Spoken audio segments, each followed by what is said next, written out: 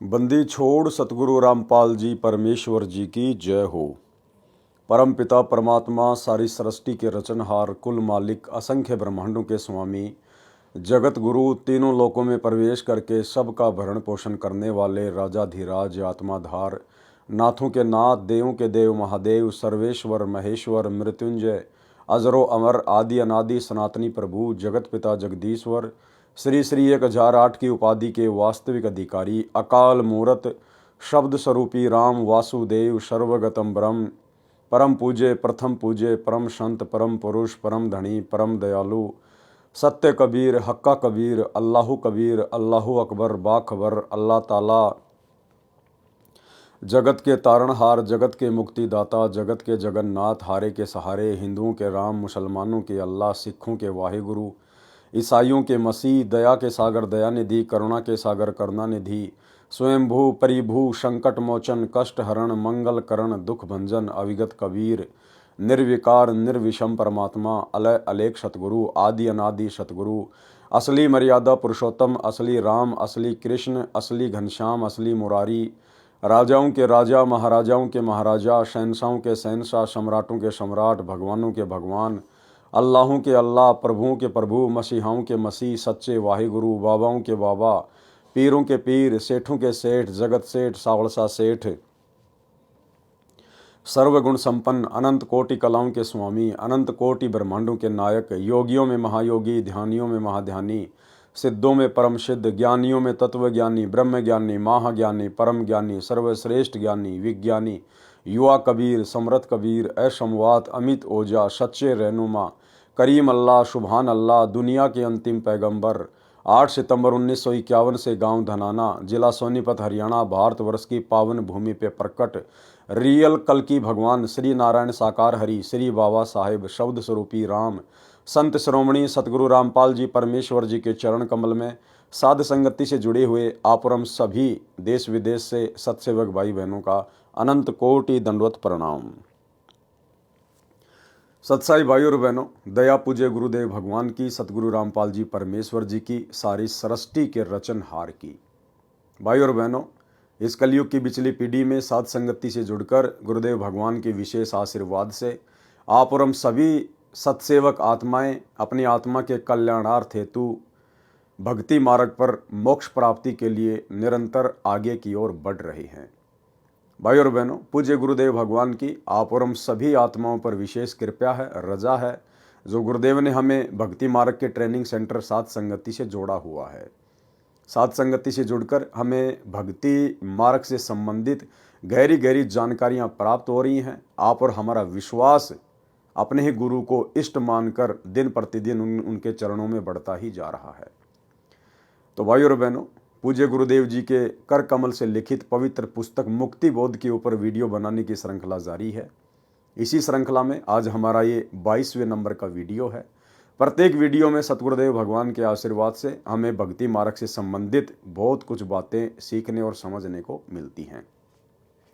तो चलिए आज के वीडियो में हम आगे बढ़ते हैं। पवित्र ग्रंथ मुक्ति बोध पेज नंबर 239 दुर्वासा तथा अम्बरीश की कथा का सारांश। यानी हमने पिछले एपिसोड में वीडियो नंबर 21 में दुर्वासा ऋषि और राजा अम्बरीश के विषय में जो कथा सुनी, अब उस कथा का सारांश क्या है।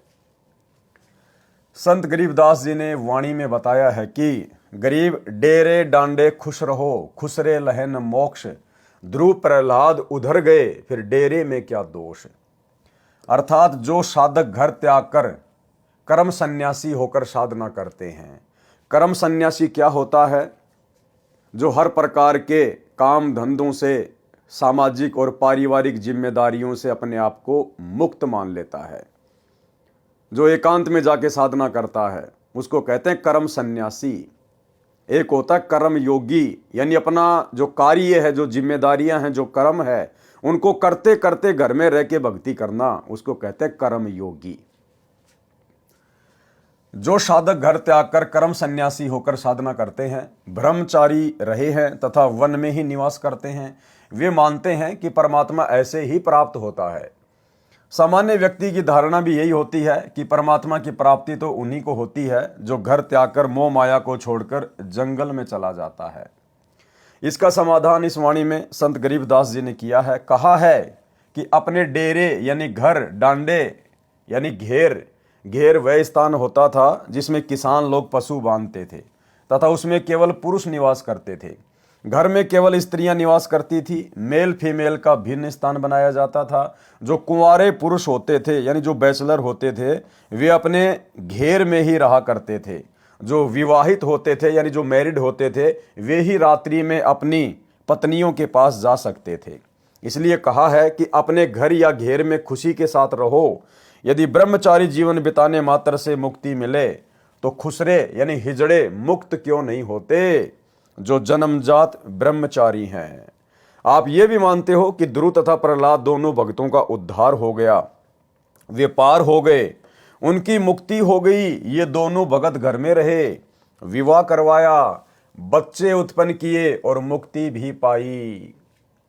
देखो भाई और बहनों, यहां परमात्मा ये बातें जगत वाले भाई बहनों को समझाने की दृष्टि से लिख रहे हैं कि ध्रुव प्रहलाद पार हो गए आप लोगों के अनुसार। लेकिन वास्तव में ध्रुव प्रहलाद पूर्ण मोक्ष प्राप्त नहीं कर पाए हैं। पूर्ण मोक्ष प्राप्ति के लिए कर्म सन्यासी बनना जरूरी नहीं है। कर्म योगी बनकर ध्रुव और प्रहलाद की तरह भक्ति की जा सकती है, परंतु पूर्ण मोक्ष प्राप्ति के लिए अंत में हमने विकारों से मुक्त होना ही पड़ेगा, विषय वासनाओं से मुक्त होना ही पड़ेगा। भले आपने रमेणी कर ली, शादी कर ली, आपने अपना परिवार बसा लिया, लेकिन पति पत्नी कर्म करते करते आप जी कभी भी मोक्ष प्राप्त नहीं कर सकते। आपने वो कर्म त्यागना पड़ेगा, विषय वासनाओं को त्यागना पड़ेगा यदि आपने पूर्ण मोक्ष प्राप्त करना है तो। ध्रुव प्रहलाद केवल इतने पार हुए हैं कि उन्हें फिर से जन्म लेना पड़ेगा। वो घर पर रहे, उन्होंने शादी की, विवाह किया, बाल बच्चे उत्पन्न किए, लेकिन उनको सच्चा सतगुरु प्राप्त नहीं था, उनको भक्ति का पूर्ण मार्ग प्राप्त नहीं था, जिस कारण से वो आत्माएं पूर्ण मोक्ष प्राप्त नहीं कर पाई। लेकिन परमेश्वर गुरुदेव भगवान हमें जो समझा रहे हैं, उनके कहने का मतलब ये है कि यदि आपकी भक्ति सच्ची है, आपका सतगुरु सच्चा है, मोक्ष मार्ग आपको पूरा प्राप्त है, तो आपने कहीं भी धक्के खाने की जरूरत नहीं है, कर्म सन्यासी बनने की जरूरत नहीं है, किसी अखाड़े में जाने की, किसी आश्रम में जाने की या जंगल में जाकर भक्ति करने की जरूरत नहीं है। आप अपने घर में रहिए, कर्म योगी बनिए, लेकिन विकारों से मुक्ति प्राप्त कीजिए। जो बुराइयां हैं उनको छोड़िए, जो विषय विकार हैं आप उनको छोड़िए। परिवार छोड़ने की जरूरत नहीं है, औरत को छोड़ने की जरूरत नहीं है, बच्चे छोड़ने की जरूरत नहीं है। परिवार में रहकर ज्ञान को आधार बनाकर विकारों को छोड़ने की आवश्यकता है, तब जाकर आपका पूर्ण मोक्ष होगा। अन्यथा शादी करके बाल बच्चे पैदा करने वाले और अंत में उन्हीं बाल बच्चों में रहने वाले और विषय वासनाओं में बने रहने वाले ध्रुव प्रहलाद का अभी तक मोक्ष नहीं हुआ है। उनको तो अभी बारंबार जन्म लेने पड़ेंगे। प्रहलाद का पुत्र बैलोचन था, बैलोचन का पुत्र राजा बलि था, जिसने अश्वमेध यज्ञ की थी। परमात्मा बावना यानी ठिगना रूप बनाकर भिक्षा लेने गए थे। परमात्मा कबीर जी द्वारा बताई सत्य साधना बिना मोक्ष नहीं होता। परमात्मा कबीर जी के द्वारा बताई गई सत्य साधना के बिना मोक्ष नहीं होता। ब्रह्मा विष्णु शिव तथा काल ब्रह्म व अक्षर पुरुष को इष्ट मानकर साधना करने से जीव का जन्म मरण समाप्त नहीं होता। इसलिए उसे परम शांति नहीं मिलती, न सनातन परम धाम यानी शाश्वत स्थानम प्राप्त होता है, जिसके विषय में गीता अध्याय 18 श्लोक 61-62 में कहा है कि गीता ज्ञानदाता काल ब्रह्म ने अपने से अन्य परमेश्वर की महिमा बताई है। उसी परमेश्वर की शरण में जाने से परम शांति होती है। किस परमेश्वर की शरण में जाने से? उस तत्वदर्शी संत की शरण में जाने से, उस कबीर भगवान की शरण में जाने से परम शांति होती है। तो भाई अगर आप कबीर भगवान मानते हैं उस डाढ़ी मूंछ वाली कबीर जी की समझे जाने वाली नकली फोटो को, तो भाई उसके भरोसे तो आपको कभी भी परम शांति नहीं हो सकती। क्योंकि आप कभी भी उनकी शरण में नहीं जा सकते यदि आप उसी दाढ़ी मूछ वाले रूप को ही कबीर जी मान रहे हैं तो, क्योंकि वो वर्तमान में ना प्रकट है ना प्रकट हो सकता है। उस रूप में तो परमेश्वर जी ने 650 साल पहले लीला की थी। अब वर्तमान में आपको वो दाढ़ी मूछ वाला कबीर देखने को नहीं मिलेगा, जबकि गीता ज्ञानदाता कहता है कि उसकी शरण में जाने से परम शांति मिलेगी, मोक्ष मिलेगा। शरण का मतलब उससे नाम दीक्षा लेकर भक्ति करने से। तो उस दाढ़ी मूछ वाले कबीर के भरोसे तो आप जी भाई साहब कभी भी सतलोक नहीं जा सकते यदि आप उस दाढ़ी मूछ वाले रूप को ही कबीर जी मानते हैं तो। लेकिन इसके बावजूद आज हमें शरण प्राप्त हो चुकी है हमारे पूज्य गुरुदेव भगवान की। ये वही कबीर परमेश्वर हैं जो 650 साल पहले हम जिस फोटो में जो रूप देखते हैं दाढ़ी मूछ वाला, उस रूप में इन्हीं परमेश्वर ने, सतगुरु रामपाल जी भगवान ने वो लीला की थी। आज पुनः वही कबीर परमात्मा गुरुदेव के रूप में धरती पे प्रकट है। इसलिए आज इनकी शरण में आने से हम परम शांति प्राप्त कर सकते हैं। ये है वो तत्वदर्शी संत। उसी परमेश्वर की शरण में जाने से परम शांति होती है तथा अमर लोक यानी सतलोक प्राप्त होता है।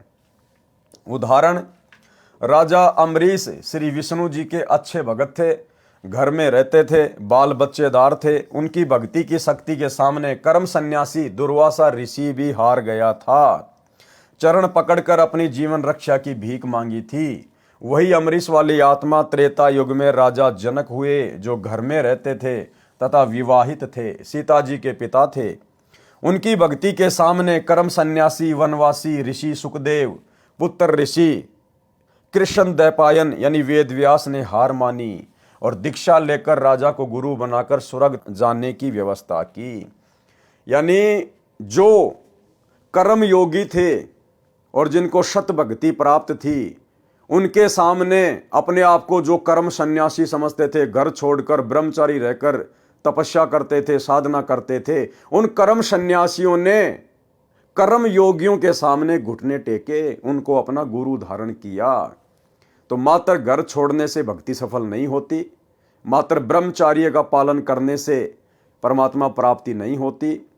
हमने कर्म योगी बनकर भक्ति करनी है। और भक्ति यदि हमारे पास में सत्य है, गुरु यदि हमें पूर्ण प्राप्त है, तो भाई फिर आप चाहे कर्म योगी रहो चाहे कर्म सन्यासी रहो, वो भक्ति करने से हमारा बेड़ा पार होगा। कलयुग में वही राजा अम्बरीश व राजा जनक वाली आत्मा स्वर्ग में अपने पुण्यों को खर्च कर भारत देश में, वर्तमान में पाकिस्तान में श्री कालूराम मेहता खत्री के घर जन्मा, श्री नानक नाम रखा। उस जीवन में भी श्री विष्णु जी की भक्ति करते थे। परमेश्वर कबीर जी उनको बेई नदी के किनारे मिले, यथार्थ आध्यात्मिक ज्ञान बताया, सतलोक लेकर गए, अपनी यथार्थ स्थिति तथा शक्ति से परिचित करवाया, ब्रह्मा विष्णु तथा शिव व ब्रह्म का अस्तित्व दिखाया, फिर वापस छोड़ा। तब श्री नानक जी ने काशी यानी बनारस शहर में जाकर कबीर सतगुरु से सतनाम की दीक्षा लेकर जन्म मरण से छुटकारा पाया, परम शांति प्राप्त की, सनातन परम धाम यानी सचखंड प्राप्त किया। भाई और बहनों, ये जो लेख है, ये लेख परमात्मा जगत वाले भाई बहनों के हिसाब से लिख रहे हैं, क्योंकि इन पुस्तकों को आने वाले समय में पूरा विश्व पढ़ेगा। तो किसी को कोई शंका ना हो जाए कि कबीर परमात्मा की भक्ति से मोक्ष नहीं होता। लेकिन जब हम उनकी शरण में आ जाएंगे, यानी जब हम पूज्य गुरुदेव जी की शरण में आ जाएंगे और हम इनके तत्व ज्ञान को समझने लग जाएंगे, तो हमारी नजर में ये लेख कुछ अलग ही अर्थ लेकर आएगा। यानी गुरुदेव भगवान ने बताया कि वे समान रूप से सबके लिए सत्संग करते हैं और जिसकी जैसी बुद्धि विकसित होती है वो उसी प्रकार से सत्संग को पकड़ लेता है। तो सामान्य तौर पर तो परमात्मा ने जगत वालों के लिए लिख दिया कि कबीर परमात्मा की शरण में आकर नानक जी ने पूर्ण मोक्ष प्राप्त किया, जन्म मरण से मुक्त हो गए। लेकिन इन्हीं वाणियों को अब आप और हम दूसरे तरीके से समझेंगे कि वास्तव में गुरुदेव ये लेख किस आधार से लिख रहे हैं और किस आत्मा को क्या समझाना चाहते हैं। रियल में गुरुदेव भगवान ने बता दिया कि ये वर्तमान बिचली पीढ़ी का समय मोक्ष प्राप्ति का समय है। आज से पहले परमात्मा ने किसी को भी पूर्ण मोक्ष की प्राप्ति नहीं करवाई। जितनी भी महान महान आत्माएं हैं, नानक जी से लेकर धर्मदास, पंडित रामानंद जी, मीराबाई जी, अर्जुन सरजुन, ये सभी आत्माएं वर्तमान में पुनः मानव जन्म लेंगी। कुछ आत्माएं ले चुकी हैं। और नानक जी ये भी 64 लाख में थे और 64 के 64 लाख काशी में फैल हो गए थे। और गुरुदेव ने 74 नंबर का जो विशेष संदेश है हिसार जेल से आया हुआ, उसमें बिल्कुल क्लियर कर दिया है कि नानक जी को वर्तमान में मनुष्य जन्म मिल चुका है। आपको कल के 21 नंबर के पार्ट में भी वो क्लिप दिखाई थी, सुनाई थी, एक बार फिर से सुन लीजिए। परमेश्वर ने नानक जी के सभी जन्मों का उल्लेख किया है कि सतयुग में राजा अमरीश था, त्रेता में राजा जनक बना और फिर बाबा नानक के रूप में जन्मा। और अगर अब उसको नाम नहीं मिलता, परमात्मा की शरण में नहीं आता, तो फिर 84 में जाता। तो इस सत्संग को ध्यान से सुनिए, आपको क्लियर हो जाएगा कि वर्तमान में नानक वाली आत्मा सतगुरु रामपाल जी की शरण में आ चुकी है और उपदेश लेकर अपनी सत भक्ति कर रही है। सुनिए। 3 लोक का राज जय जीव को कोई दे, लाख बधाई क्या करे जय नहीं नाम थे नहीं। जैसे राजा अमरीश राजा थे और वो भक्ति ना करी तो करनी चाहिए थी, मर गया, राज छूट गया। कोई पुण्य शेष रह रहे थे, फिर राजा जनक बन गया, भक्ति से फिर बाबा नानक बन गया।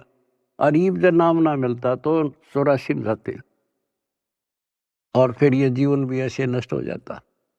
अरीब जब नाम ना मिलता तो 84 में जाते और फिर ये जीवन भी ऐसे नष्ट हो जाता। अरीब जब नाम ना मिलता तो 84 में जाते और फिर ये जीवन भी ऐसे नष्ट हो जाता। तो भाइयों और बहनों, समझदार को तो संकेत ही काफी होता है। परमात्मा के सत्संगों में पहली कक्षा से लेकर पीएचडी तक का ज्ञान होता है। जिस आत्मा की जैसे जैसे बुद्धि विकसित होती चली जाएगी, उन सत्संगों का उसी हिसाब से अर्थ निकालती चली जाएगी। तब श्री नानक जी ने काशी शहर में जाकर कबीर सतगुरु से सतनाम की दीक्षा लेकर जन्म मरण से छुटकारा पाया, परम शांति प्राप्त की, सनातन परम धाम यानी सचखंड प्राप्त किया। काल ने ऋषि दुर्वासा को प्रेरित किया था ताकि अमरीश सत्य साधना त्याग दे और इसका इसी जन्म में पतन हो जाए। देखो, दुर्वासा ऋषि राजा अमरीश के वहां घर पर क्यों गया, महल में क्यों गया और क्यों उसने वहां जाकर बकवाद करी कि तूने मेरे बिना भोजन कैसे कर लिया, मैं तेरे को श्राप देता हूं। काल प्रेरणा से, काल ने दुर्वासा ऋषि में प्रेरणा करके और सत्य साधना करने वाले राजा अमरीश को विचलित करने के लिए, डराने के लिए, वो सत्य साधना छुड़वाने के लिए भेजा था दुर्वासा को। और भाइयों और बहनों, हमने भी शांत स्वभाव दर्शाते हुए, नेक नीति और आदर के साथ में जो एक भगत के गुण होते हैं, लक्षण होते हैं, क्योंकि राजा अमरीश को अपने इष्ट पर विश्वास था, उसको अपनी भक्ति पे विश्वास था। वो किसी के शराप देने से, किसी के डराने से, ज्यादा ऊंचा बोलने से भयभीत नहीं हुए, क्योंकि उन्हें अपने ईश में सबसे ज्यादा समर्थता नजर आती थी।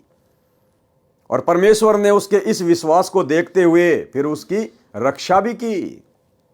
तो इसी प्रकार भाइयों और बहनों, वर्तमान में हमने भी हर प्रकार से लोक लाज से संघर्ष करना है, घर परिवार और समाज वालों से संघर्ष करना है। लड़ना नहीं, झगड़ना नहीं, विचलित नहीं होना, अपना आपा नहीं खोना, जोश में आकर होश नहीं खोना। हमने अपने गुरुदेव भगवान पर विश्वास रखना है कि मेरा रक्षक मेरा गुरु है और मेरे गुरु से बड़ा समर्थ, निर्विकार, निर्भय सृष्टि में और दूसरा कोई नहीं है, जो कि परम सत्य है। तो फिर हमारा कोई बिगाड़ क्या लेगा? दुनिया चाहे कितना ही क्यों ना भोके, अगर हम इस भक्ति रूपी हाथी पे बैठे हैं, हमें विश्वास है, तो फिर कुत्ते चाहे कितना ही भौंके, समाज चाहे कितना ही भौंके, रिश्तेदार कितना ही भौंके, अनुपदेशी आपको कितना ही भयभीत करें, वे हमारा कुछ भी नहीं बिगाड़ पाएंगे। काल ने ऋषि दुर्वासा को प्रेरित किया था ताकि अमरीश सत्य साधना त्याग दे और इसका इसी जन्म में पतन हो जाए, यानी बेड़ा गर्क हो जाए। परमात्मा कबीर जी ने राजा अमरीश की सत्य साधना की रक्षा की। काल नहीं चाहता कि जीव सत्य साधना करे। पारक के अंक की वाणी नंबर 185 से 192 में गरीब बंजारे के बैल ज्यों फिरे देश परदेश, जिनके संग न साथ हूँ जगत दिखावे भेष। यानी जो पाखंडी हैं, सत्य साधना करते नहीं है, देश विदेश में मांगते फिरते हैं, मान बढ़ाई के भूखे हैं, परमात्मा कहते मैं उनके साथ में नहीं हूँ। गरीब आजिज मेरे आसरे, मैं आजिज के पास। आजिज यानी जो मेरा प्यारा भगत है वो तो मेरे आसरे रहेगा। क्या कहते हैं गुरुदेव? जो मेरा प्यारा भगत है वो तो मेरे आसरे रहेगा, और मैं आजिज के पास, और मैं उस प्यारी आत्मा के सदा साथ में, सदा पास में रहता हूं। गैल गैल लाग्या फिरूं जब लग धरणी आकाश। गरीब नारद से साधु सती, अति ज्ञाता परवीन, एक पलक में बह गए मन में बाकी मलिन। गरीब दुर्वासा अमरीश कह गए ज्ञान गुण डार, चरण कंवल शिक्षा लई तुम ईश्वर प्राण उधार। गरीब बख्शो प्राण दया करो, पीठ लगाओ हाथ, उर मेरे में ठंडी होए शीतल कीजिए गात। गरीब अमरीश मैं कहता हाँ बिहन से बदन खुलाश, तुम ऋषि मेरे प्राण हो मैं हूं तुम्हारा दास। यानी दुर्वासा ऋषि ने इतनी बदसलूकी की राजा अमरीश के साथ में, उसके बावजूद भी राजा अमरीश ऋषि दुर्वासा से नाराज नहीं हुए और कहा कि मैं तो आपका दास हूं, जैसा आपने किया वैसा परिणाम आपको मिल गया। गरीब चक्र सुदर्शन शीस धरी, दीजो भक्ति की आन, मैं चेरा चरणा रहूं बख्शो मेरे प्राण। और वर्तमान में क्या हो रहा है भाई और बहनों? वर्तमान में भगत ये तत्व ज्ञान लेकर, छोटी छोटी बातों को लेकर एक दूसरे के साथ में इस कदर राग द्वेष ईर्ष्या में उलझे पड़े हैं कि पता नहीं जैसे कोई मेरे जन्म जन्मों का शत्रु है, जन्म जन्मों का शत्रु। अरे भैया, अगर आप किसी भगत के विचारों से सहमत नहीं हैं, अगर किसी भगत ने आपके साथ में धोखा कर दिया, छल कपट कर दिया, तो भैया आप उस भगत को छोड़िए ना। आप परमात्मा की मर्यादाओं को क्यों तोड़ रहे हैं? आप परमात्मा के सत्संग रूपी विधान के खिलाफ क्यों उसके साथ ऐसा व्यवहार कर रहे हैं? अगर आपको लगता है कि इस भगत से मेरे विचार मेल नहीं खाते हैं, तो उस भगत से बातचीत बंद कर दीजिए, मिलना जुलना बंद कर दीजिए। फिर लग जाएंगे उसके पीछे काले कुत्ते की तरह मोबाइल में वीडियो बनाने में, पंपलेट बनाने में, वो ऐसा ये ऐसा, वो ठग है, वो ये है, फिर अपने और ज्यादा वो क्रम फोड़ता है। राजा अमरीश से शिक्षा लेनी चाहिए ऐसे बुद्धिहीन भक्तों को। अरे दुर्वासा ऋषि ने तो राजा अम्बरीश को मारने के लिए चक्र सुदर्शन छोड़ दिया था, उसके बावजूद भी राजा अमरीश ने उसको यही कहा कि मैं तो आपका दास हूं, आप तो मेरे लिए आदरणीय हैं, आपको तो केवल आपके कर्म मिले हैं, मैं क्या कर सकता हूं इसमें। यानी राजा अम्बरीश ने अपने मन में दुर्वासा ऋषि के प्रति कोई वैर भाव पैदा नहीं किया। तो भाई और बहनों, आज हमें तो तत्व ज्ञान मिल गया है, और ये तत्व ज्ञान मिलने के बाद भी ज्यादातर भगत छोटी छोटी बातों को लेकर आपस में राग द्वेष ईर्ष्या में फंसे हुए हैं। भाई कैसे परमात्मा प्राप्त करेंगे? गरीब चक्र सुदर्शन पकड़ कर अमरीश बैठाए, दुर्वासा पर मेहर करी चलो भक्ति के भाई। सरलार्थ, परमात्मा ने कहा है कि मेरा सिद्धांत है कि जो हरियाई गाय की तरह इधर उधर दुनिया को ठगते फिरते हैं, मैं उनके साथ नहीं हूं। क्या विधान बताया गुरुदेव ने? कि मेरा विधान है कि जो हरियाई गाय की तरह इधर उधर भटकते रहते हैं, दुनिया को ठगते रहते हैं। हरियाई गाय क्या होती है? हरियाई गाय उसको कहते हैं जो फसल खाने के लिए कभी किसी के खेत में चली जाए, कभी किसी के खेत में चली जाए, एक जगह वो टिकती नहीं है। और उस हरियाई गाय के गले में एक लकड़ी बांध दिया करते थे मोटी सी, ताकि वो ज्यादा तेज ना दौड़ सके, इधर उधर ना जा सके। अगर वो ज्यादा चलेगी तो लकड़ी उसके घुटनों पे लगती थी। तो हरियाई गाय की तरह परमात्मा कहते हैं जो भगत इधर उधर भटकते हैं, जैसे इन सतलोक आश्रमों में, क्योंकि आज हमारे गुरुदेव भगवान तो बैठे हुए हिसार जेल में, और संगत 90% संगत उस हरियाई गाय की तरह लड्डू जलेबी बर्फी के चक्कर में, जैसे वो गाय हरा हरा चारा चरने के चक्कर में दूसरों के खेतों में दौड़ा करती थी, ठीक इसी प्रकार वर्तमान में हमारे भगत भाई बहन जो साध संगति से नहीं जुड़े हुए हैं, जो गुरुदेव के ज्ञान को आधार बनाकर भक्ति नहीं कर रहे हैं, उस हरियाई गाय की तरह कभी सतलोक आश्रम धनाना में, कभी सतलोक आश्रम सोजत में, कभी सतलोक आश्रम शामली में लड्डू जलेबी बर्फी के चक्कर में भटकते रहते हैं। तो परमात्मा कहते हैं ऐसे भक्तों के साथ मैं नहीं रहता। अरे भैया, ऐसी भक्ति करो, ऐसे भाव पैदा करो, मर्यादाओं में रहो कि मजबूरन परमात्मा ने आपके पास आना पड़े। चलो इन आश्रमों में अगर गुरुदेव भगवान होते फिर तो आप चाहे लाख बार जाओ, लेकिन आपको अच्छे से पता है कि गुरुदेव भगवान शरीर रूप में हिसार जेल में बैठे हैं और शब्द रूप में तो वे हर जगह हैं, आपके घर पर भी हैं। अगर आप मर्यादित हैं तो, शत भक्ति कर रहे हैं तो फिर आपको हरियाई गाय की तरह इन आश्रमों में धक्के खाने की, लाडू जलेबी बर्फी के चक्कर में क्या आवश्यकता पड़ गई। परमात्मा ने कहा है कि मेरा सिद्धांत है कि जो हरियाई गाय की तरह इधर उधर दुनिया को ठगते फिरते हैं, मैं उनके साथ नहीं हूं। वे जगत में साधु वेश बनाकर प्रभावित करके काल जाल में डालते हैं। यानी परमात्मा हमें सांसारिक तौर पर जो नकली पाखंडी धर्मगुरु हैं उनके लिए भी समझा रहे हैं, और भक्ति मार्ग में भी आप और हमने ज्ञान को आधार बनाकर इन शब्दों का अर्थ समझना पड़ेगा। ये नहीं है कि परमात्मा केवल एक ही चीज पे टारगेट करते हैं, परमेश्वर एक तीर से अनेकों शिकार करते हैं। तो इस भक्ति में आने के बाद भी जो हरियाई गाय की तरह जिनकी आदत बनी हुई है, उन भाई बहनों के लिए भी परमात्मा का संकेत है। जो मेरा आजीज यानी प्रिय भगत है, मैं उसके सदा साथ रहता हूं, उसके पीछे पीछे लगा रहता हूं जब तक धरती आकाश है। तो फिर हमने आज गुरुजी की गैर हाजिरी में इन सतलोक आश्रमों में धक्के खाने की क्या जरूरत है, जब परमात्मा कह रहे कि गैल गैल लाग्या फिरूं जब तक धरती आकाश, जो जन मेरी शरण है ताका हूं मैं दास। तो आप तो गुरुजी की शरण में है ना, आपने तो नाम ले लिया ना, फिर गुरुजी की गैर हाजिरी में आप इन आश्रमों में क्यों भटक रहे हैं भाई। परमात्मा तो कह रहे हैं ऐसी आत्माओं के तो मैं पीछे पीछे भटकता हूं, और आप लोग सतगुरु मिलने के बाद, उनकी शरण मिलने के बाद, और आपको पता है कि गुरुजी आश्रमों में नहीं है, उसके बावजूद भी आप हरियाई गाय की तरह वहां भटक रहे हैं, धक्के खा रहे हैं, तो वहां परमात्मा नहीं मिलने वाला, इस विधि से भगवान नहीं मिलने वाला। परमात्मा तो कहते हैं अगर तू भक्ति करेगा, मर्यादा में रहेगा, तो मैं तेरे पीछे पीछे भटकूंगा, 24 घंटे छाया की तरह मैं तेरे साथ में रहूंगा। बताओ फिर भगत को भटकने की जरूरत क्या है। जो मेरा आजीज यानी प्रिय भगत है, मैं उसके सदा साथ रहता हूं, गेल गेल यानी पीछे पीछे लगा रहता हूं जब तक धरती तथा आकाश है।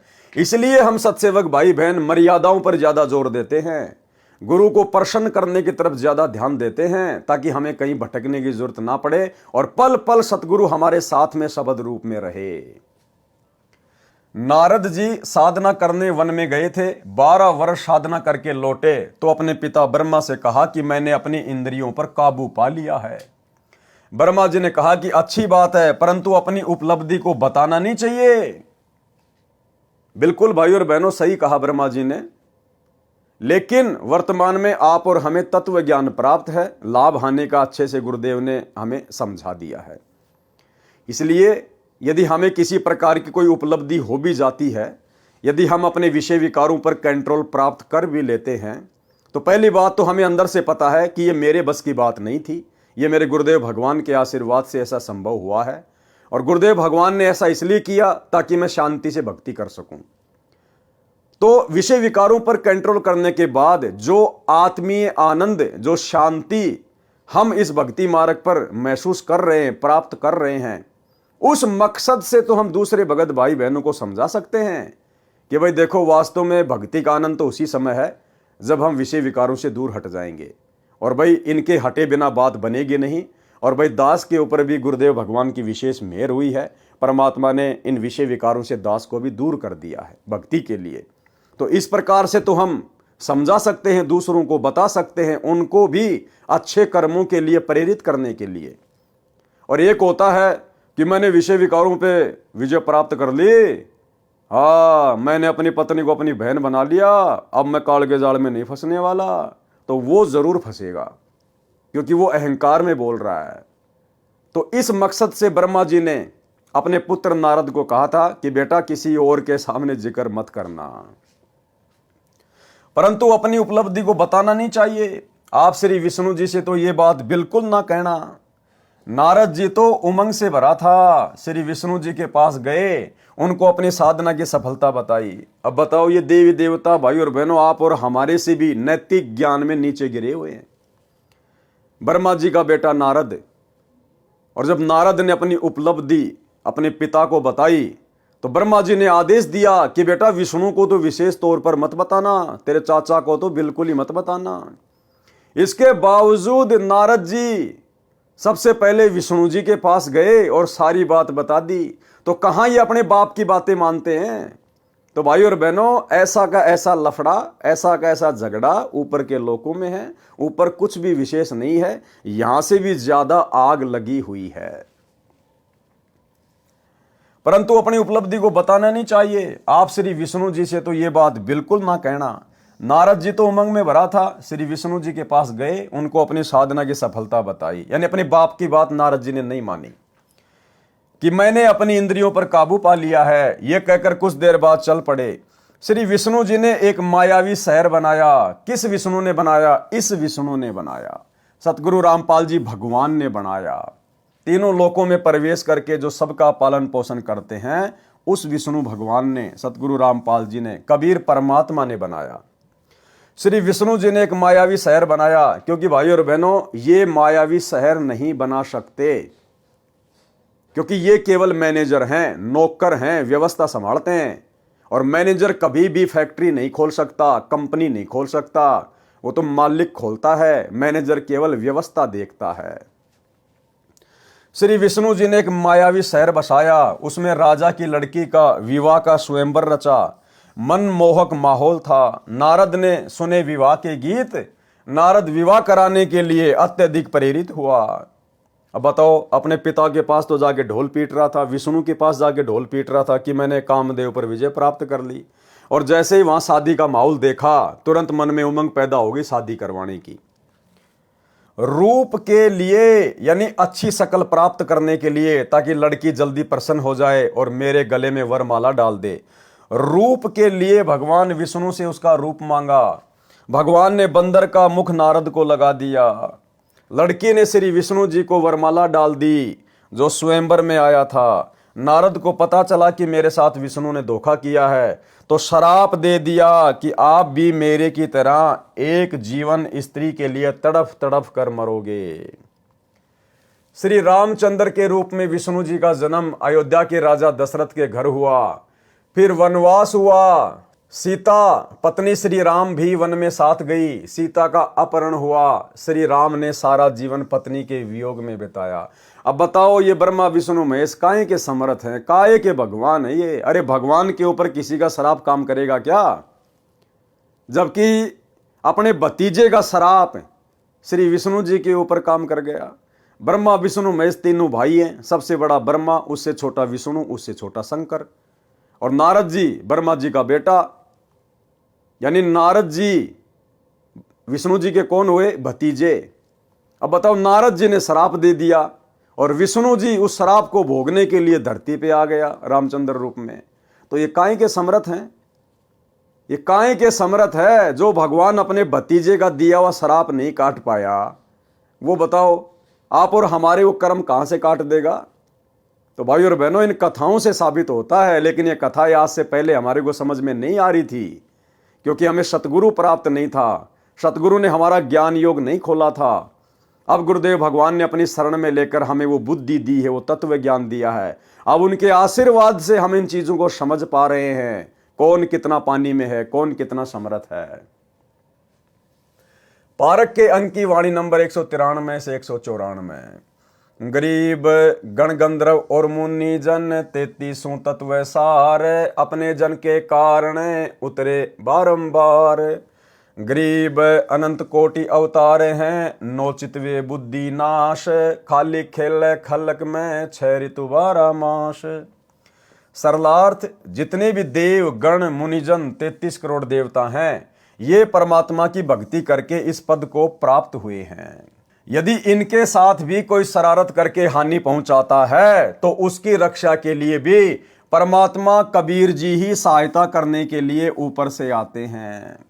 इन 33 करोड़ देवी देवताओं के ऊपर, ब्रह्मा विष्णु महेश के ऊपर जिन्होंने कभी कलयुग की बिचली पीढ़ी में सतगुरु रामपाल जी भगवान की सत्य भक्ति की थी लेकिन पार नहीं हो पाए, जो देव पद को प्राप्त हो गए। जब इनके ऊपर कोई विशेष आपत्ति आती है, इन्हें कोई परेशान करता है, तो उस समय भी यही कबीर परमात्मा सतगुरु रामपाल जी भगवान भिन्न भिन्न रूप धारण करके इन देवी देवताओं की सहायता करते हैं।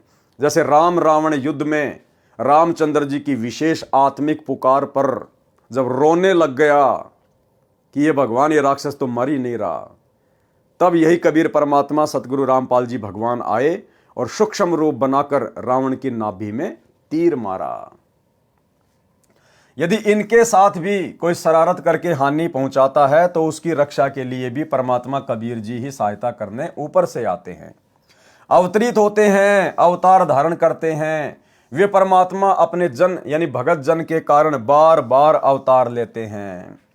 जैसे प्रहलाद भगत की रक्षा के लिए नरसिंह रूप धारण करके अचानक आए और अपना कार्य करके चले गए, यानी वो परमात्मा इनकी रक्षा के लिए या भक्ति मार्ग को चलाने के लिए सतलोक से किसी आत्मा को नहीं भेजता, बारंबार स्वयं ही अवतरित होता है, स्वयं ही अवतार धारण करता है। देखिए क्या लिखा है, तो उसकी रक्षा के लिए परमात्मा कबीर जी ही सहायता करने ऊपर से आते हैं, किसी को भेजते नहीं है सतलोक से, स्वयं ही ऊपर से आते हैं, अवतरित होते हैं, स्वयं ही अवतरित होते हैं, अवतार धारण करते हैं, स्वयं ही अवतार रूप में आते हैं। वे परमात्मा अपने जन यानी भगत जन के कारण बार बार अवतार लेते हैं। परमात्मा खुद ही बार बार अवतार लेते हैं, सतलोक से किसी को भेजते नहीं है। जैसे आज वर्तमान में सतलोक आश्रमों से जुड़े हुए हमारे भगत भाई बहनों को बहुत बड़ी गलतफहमी है कि सतगुरु रामपाल जी तो कबीर जी के भेजे हुए अवतार हैं, कबीर जी की भेजी हुई आत्मा है, कबीर जी के दास हैं। तो ये उनकी सबसे बड़ी गलतफहमी है। ये परमात्मा स्वयं ही अवतार धारण करके आता है, किसी को भेजता नहीं है, क्योंकि समर्थ ने किसी को भेजने की आवश्यकता नहीं है।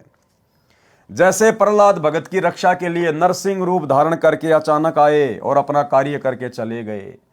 तत्व ज्ञानहीन प्रचारक जिनकी बुद्धि का नाश हो चुका है, वे केवल 9 अवतार मानते हैं। अरे मालिक तो संसार में 6 ऋतु 12 मास यानी सदा लीला करता रहता है। जैसे श्री नानक जी ने भी कहा है कि अंधुला नीच जाति परदेसी मेरा, छिन आवे तिल जावे और जाकी संगत नानक रहंदा क्यों कर मोंडा पावे। अर्थात जुलाहा जाति में प्रकट मेरा परदेसी परमात्मा कबीर एक पल में पृथ्वी पर दिखाई देता है, दूसरे क्षण में ऊपर सचखंड में होता है। बताओ फिर इनको अपना अवतार भेजने की जरूरत क्या है? किसी आत्मा को सतलोक से भेजने की जरूरत क्या है? एक पल में सतलोक में, एक पल में पृथ्वी पर। उस समर्थ परमात्मा कबीर जी की शरण में मैं नानक जी रहता हूं। उनकी था यानी उनका अंत कैसे पाया जा सकता है? भावार्थ है कि परमात्मा के तो अनंत अवतार हो चुके हैं, यानी अनंत बार परमात्मा इस पृथ्वी पर प्रकट हो चुके हैं। वह तो एक पल में पृथ्वी पर और दूसरे पल में सतलोक में आता जाता रहता है, यानी कभी भी प्रकट हो जाता है, कभी भी प्रकट हो जाता है, जैसे कि वर्तमान में प्रकट हैं। और हिसार जेल से जो विशेष संदेश नंबर 75 आया है अभी लेटेस्ट, इसमें गुरुजी ने बिल्कुल क्लियर कर दिया कि वो परमात्मा गरीबदास जी के समय प्रकट हुए और भाई वर्तमान में आपके सामने प्रकट है। पहचान सको तो पहचान लेना। सुनिए सत्संग।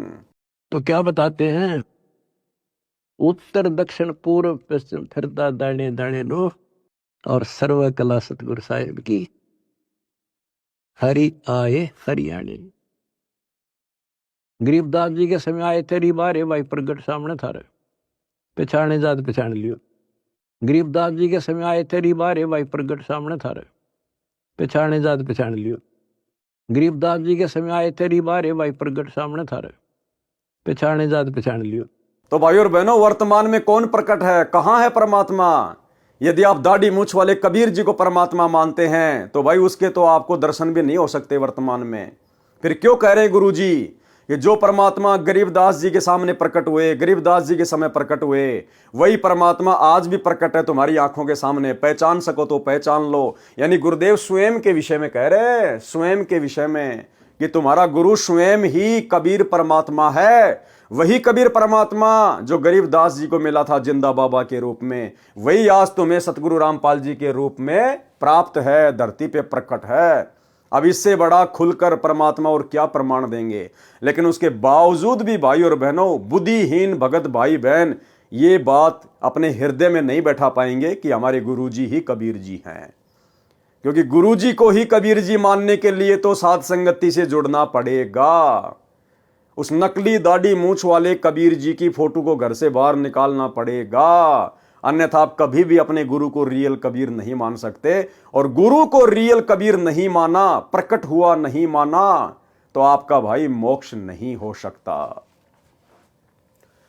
पारक के अंक की वाणी नंबर 195 199।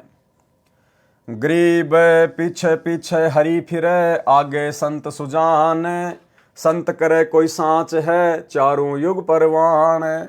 गरीब साईं सरी के साधु हैं, इन समतुल नहीं और, संत करे सो होत हैं, साहिब अपनी ठोर। गरीब संतों कारण सब रचा, सकल जमी आसमान, चंद सुर पानी पवन, यज्ञ तीर्थ और दान। गरीब जो बच्चा गऊ की नजर में, यो साईं को संत, हरिजन के पीछे फिरे, भगत वत्सल भगवंत। गरीब धारी मेरे संत की, मुझसे मिटे ना अंश, बुरी भली बाँचे नहीं, सोई हमरा वंश। अब ये जो चारों वाणियां हैं भाई और बहनों, और इन चारों वाणियों में जो संत शब्द का प्रयोग किया गया है, ये हमारे पूज्य गुरुदेव भगवान के लिए है। यानी ये स्वयं परमात्मा है, लेकिन अपने आप को परमात्मा से भिन्न दर्शाते हुए यहाँ पर ये वाणियाँ लिखी गई है, ताकि आप और हम ज्ञान को समझ सकें। तो गुरुदेव भगवान हमें ये कहना चाहते हैं, ये समझाना चाहते हैं कि वो कबीर परमात्मा जो अपना संत यहाँ नीचे भेजता है, आते तो वो खुद ही हैं संत के रूप में, लेकिन छुपाते हैं अपने आप को, कि वो परमात्मा यहाँ ज्ञान प्रचार के लिए, सतगुरु की भूमिका के लिए जो अपना संत भेजता है, फिर वो परमात्मा उस संत के साथ में रहता है। वो संत अपने मन में जो भी धारणा कर ले, वो परमात्मा फिर बीच में दखल नहीं देता, वो काम वैसा ही हो जाता है।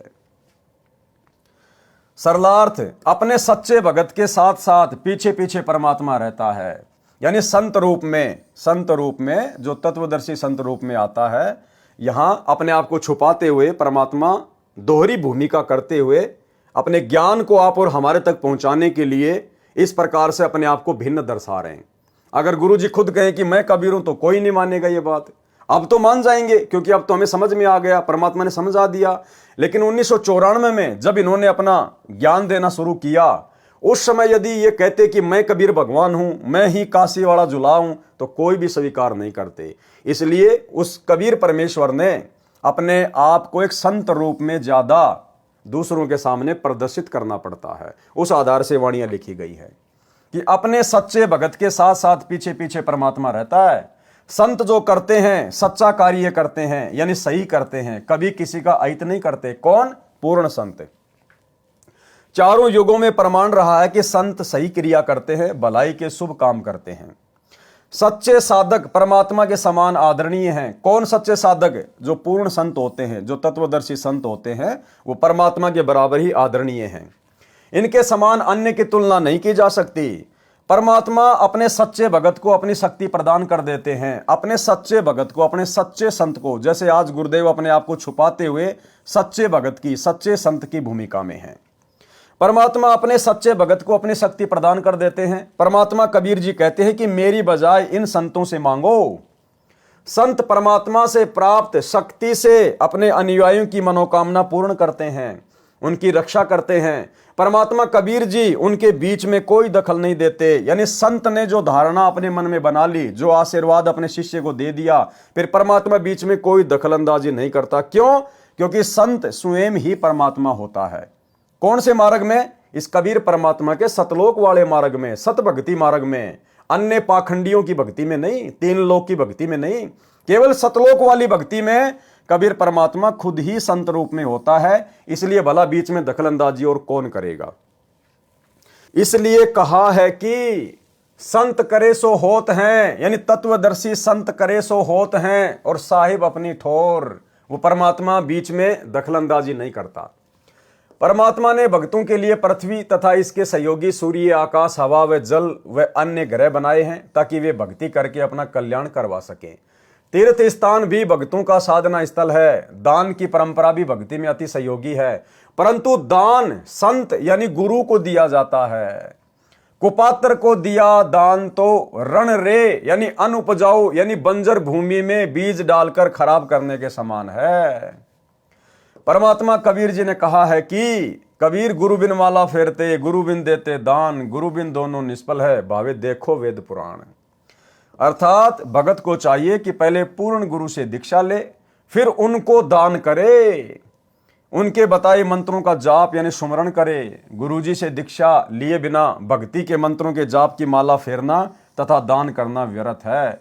गुरु बनाना अति आवश्यक है। प्रमाण कबीर राम कृष्ण से कौन बड़ा, उन्हों भी गुरु कीन, तीन लोक के वेदनी गुरु आगे अधीन।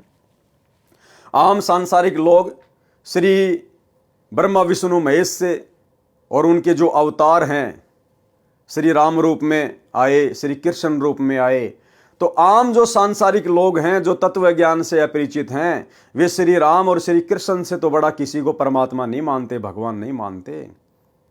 तो हमें गुरुदेव समझाना चाहते हैं कि तुम्हारे उन भगवानों ने भी गुरु धारण किया, गुरु से उपदेश लेकर भक्ति की, तब वापस अपने लोक में जा पाए सूक्ष्म शरीर में। फिर तुम वर्तमान में भाई बिना गुरु के कौन से खेत की मूली हो जो 84 लाख योनियों से और नरक से छूट जाओगे। कबीर राम कृष्ण से कौन बड़ा, उन्हों भी गुरु कीन, तीन लोक के वेदनी गुरु के आगे अधीन। अर्थात पृथ्वी के मानव, स्त्री और पुरुष श्री राम तथा श्री कृष्ण से बड़ा देवता किसी को नहीं मानते। उन दोनों ने गुरु जी से दीक्षा ली, तीन लोक के मालिक होते हुए भी उन्होंने गुरु बनाए। श्री कृष्ण जी ने ऋषि दुर्वासा जी को अध्यात्म गुरु बनाया। ऋषि संदीपनी उनके शिक्षक गुरु थे। यानी श्री कृष्ण जी के दो गुरु थे, एक तो संदीपनी ने केवल उनको अक्षर ज्ञान करवाया था, पढ़ाई लिखाई वाले गुरु थे। दूसरे दुर्वासा ऋषि जिन्होंने आध्यात्मिक ज्ञान की दीक्षा दी। श्री कृष्ण जी ने ऋषि दुर्वासा जी को अध्यात्म गुरु बनाया, ऋषि संदीपनी उनके शिक्षक गुरु थे। श्री रामचंद्र जी ने ऋषि वशिष्ठ जी को गुरु बनाया। वे दोनों त्रिलोकनाथ होते हुए भी अपने अपने गुरु के आगे आधीन भाव से पेश होते थे। फिर आम लोगों की क्या औकात है जो गंगा जी में डुबकी लगाने से, कुंभ में डुबकी लगाने से, किसी तीर्थों पर जाने से, मंदिर मस्जिद में जाने से और वे पाप मुक्त हो जाएंगे या वे उस स्तर की साधना का लाभ उठा पाएंगे? बिल्कुल नहीं। परमात्मा अपने भगत पर निरंतर दृष्टि रखते हैं कि कहीं कोई देव, भूत, पितर, प्रेत, गण, गंधर्व, राक्षस, यक्ष, यमदूत मेरे भगत को हानि ना कर दें। जैसे गाय अपने बच्चे यानी बछड़ी बछड़े पर निरंतर दृष्टि रखती है, चारा चरते समय भी एक आंख बच्चे पर ही लगी रहती है। यदि कोई अन्य पशु उसके बच्चे के निकट आता है तो वह यदि खुली होती है तो दौड़कर उस गैर पशु को टक्कर मारने दौड़ती है। जबकि हमारे गुरुदेव भगवान तो अबंध हैं, अबंध। हम रोज नित्य नियम में पढ़ते हैं, गरीब ऐसा सतगुरु हम मिल्या, बेपरवाह अबंध, परम हंस पूर्ण पुरुष, रोम रोम रविचंद। यदि रस्से से बंधी होती है तो भी अपनी प्रतिक्रिया दिखाती है, जहां तक उसका रस्सा जाने देता है वहां तक उस अन्य पशु को टक्कर मारने दौड़ती है। परमात्मा भगत वत्सल है, भक्तों के रक्षक व प्रिय हैं। वे भक्तों के पीछे पीछे फिरते रहते हैं। परमात्मा भक्तों के पीछे पीछे फिरते रहते हैं। भाई जब खुद भगवान हमारे पीछे पीछे फिरते रहते हैं तो भला फिर हमने वर्तमान में परमात्मा की गैर हाजिरी में, गुरुदेव की गैर हाजिरी में उन आश्रमों में जाके धक्के खाने की जरूरत क्या है? भाई यदि हम भगत हैं, सही भक्ति कर रहे हैं, मर्यादा में हैं, तो ऐसे भगत के जब परमात्मा खुद ही पीछे पीछे फिरता रहता है तो हमने वर्तमान में गुरुजी की गैर हाजिरी में इन सतलोक आश्रमों में धक्के खाने के लिए क्यों जाना? या वो जाएंगे जिनको अभी तक ये ज्ञान समझ में नहीं आ पाया है। क्योंकि परमात्मा कहते हैं गोता मारूं सुरग में जा बैठूं पाताल, और गरीब दास ढूंढता फिरूं अपने हीरे मोतीलाल। बताओ, जो परमात्मा खुद ही भगत के पीछे पीछे रहता है, साए की तरह साथ में रहता है, शब्द रूप में पल पल साथ में रहता है, तो फिर भगत ने कहीं धक्के खाने की क्या जरूरत है? धक्के वो खाएगा जो कस्तूरी वाले हिरण की तरह अभी तक कस्तूरी को पहचान नहीं पाया। मेरे संत यानी सतगुरु पद पर जो संत होता है उसकी धारणा यानी जो वो अपने सेवक अनुयायियों को आशीर्वाद देकर लाभ देना चाहता है, उसकी वह धारणा मेरे से टाली नहीं जा सकती, यानी मैं उसमें दखल नहीं दे सकता। क्यों? क्योंकि संत इस कबीर परमात्मा के मार्ग में जो पूर्ण संत होता है, जो तत्वदर्शी संत होता है, वो स्वयं कबीर भगवान ही होता है, इसलिए दखल और देगा कौन? परंतु मेरे भगत यानी संत को मर्यादा का ध्यान रखना अनिवार्य है, लेकिन अपने भेजे गए संत के लिए भी मर्यादा अनिवार्य है। और भाइयों और बहनों, अब आपको समझ में आएगा कि वर्तमान में इन शतलोक आश्रमों में 90% भगत भाई बहनों से ज्ञान विरुद्ध कर्म कौन करवा रहा है गुरु का नाम लेके। या इस लाइन में यह बात बोलकर परमात्मा क्या कह रहे हैं कि मेरा जो संत होता है, जिसको मैं तत्वदर्शी संत बना के भेजता हूं, सतगुरु बना के भेजता हूं, जैसे वर्तमान में हमारे गुरुदेव भगवान आए हुए हैं, तो परमात्मा कबीर जी कह रहे हैं कि उस संत को भी मर्यादाओं का विशेष ध्यान रखना पड़ता है। यानी उस संत को मर्यादा बना के कौन देता है? परमात्मा। आपने कई सत्संगों में सुना होगा गुरुदेव के मुख कमल से कि बच्चों ये हमारे भगवान के नियम हैं। तो नियम भक्ति के सतगुरु रामपाल जी को किसने दिए? कबीर भगवान ने। क्योंकि समझाने की दृष्टि से परमात्मा ने लिखा है, उसी दृष्टि से दास आपको समझा रहा है। तो भक्ति के नियम सतगुरु रामपाल जी को दिए किसने? कबीर भगवान ने। फिर क्या कह रहा है वो परमात्मा? परंतु मेरे भगत यानी संत को मर्यादा का ध्यान रखना अनिवार्य है। किसको? उस तत्वदर्शी संत को, जिसको गुरु पद पे भेजा जाता है। तो भाई फिर वो तत्वदर्शी संत कैसे मर्यादा तुड़वाएगा? भक्ति मार्ग में राजनीति नहीं करनी, ये राजनीति बंदी छोड़ को बिल्कुल भी पसंद नहीं है। ये किसका नियम है? कबीर भगवान का। एक बार गुरुदेव के मुख कमल से सुन लो कि राजनीति करने वालों से बंदी छोड़ कितना नाराज होता है। सुनिए। तो ये कच्चा काम नहीं करते बंदी छोड़, तो इन्होंने 250 वर्ष इंतजार करनी पड़ी कि कोई इस बात को समझ के और नीयत से, इसमें छल कपट नहीं चलता, इसमें पॉलिटिक्स राजनीति को बंदी छोड़ पसंद कतई नहीं करता। ये हमने आजमा के देख राखी। अगर मैं भी कसूर करूंगा तो मेरा वो दोनों बात से अपनी छतरी अपनी छाया हटा लेगा ऊपर तय, और भाई ने वाह बात से घर ते बाहर लकड़ते पाला पड़े से कर्म का जाडा लगेगा, सर्दी लगेगी। इसी प्रकार सतगुरु अपनी छत्र छाया में अपने बच्चे ने छाती का ला कर रखे। जिस प्रकार छोटे से बच्चे ने माता पिता और दादा गुदड़े में लको कर रखा करे अकेले इसके सर्दी ना लग जा, तो न्यू हमारे को बंदी छोड़ जब उसकी शरण में आ जाते हैं इस प्रकार रखे से। पर हमारी कुमत जो से थोड़ी को ना चौथे युग में आ गया, इकट्ठी होती आ रही से। महाराज के युगन युगन की वासना हुई इकट्ठी आन, निर्मल क्यों कर होगा, कोई संत लगा नहीं कान। तो बात यही हमारा कहने का तात्पर्य है कि जो 40 साल से वहां पर पापड़ बेल रहे थे, उनकी करनी में अंतर था। उनकी कथनी कुछ और करनी कुछ रही।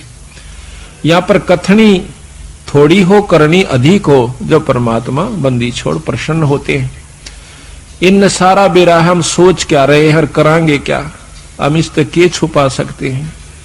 जीता दास गीसा पंथ के अंदर गीसा संत का एक परम शिष्य हुआ है। वो कहते हैं अपने गुरु को परमात्मा स्वरूप समझ कर चले, तो वो कहते हैं कि मेरे पर्दे के महरमी पिया जी, अपने गुरु को कहते हैं, और आपसे कहां लको लो जिया जी, पर्दे तक के आप मेरे जानने वाले हो, ई बाप तो मैं के छुपा सकता हूं मालिक। तो इस प्रकार हमारा भाव बना रहे कि हम ईश्वर से कुछ नहीं छुपा सकते, वो सारी जानते हैं। तो सतगुरु रामपाल जी को ये राजनीति ना करने का, राजनेताओं के तलवे ना चाटने का, फालतू में राजनेताओं का समर्थन ना करने का ये आदेश किसने दिया? ये नियम किसने बना के दिया? कबीर भगवान ने। उसके बाद गुरुजी ने हमारे को दिया। तो नियम किसका हुआ? भगवान का। और भगवान क्या कह रहा है? परंतु मेरे भगत यानी संत को मर्यादा का ध्यान रखना अनिवार्य है। अब यदि हिसार जेल से सतगुरु रामपाल जी ने ही 2019 में कांग्रेस के तलवे चाटने का और 2024 में नरेंद्र मोदी के यानी बीजेपी के तलवे चाटने का आदेश हिसार जेल से दिया है सतलोक आश्रम मैनेजमेंट हरियाणा को, तो फिर सतगुरु रामपाल जी ने तो कबीर जी की मर्यादा तोड़ दी, और कबीर जी की मर्यादा तोड़ दी तो कबीर जी का जो कनेक्शन है संत रामपाल जी से हट गया, कट गया। फिर संत रामपाल जी भक्तों को कैसे लाभ दे देंगे?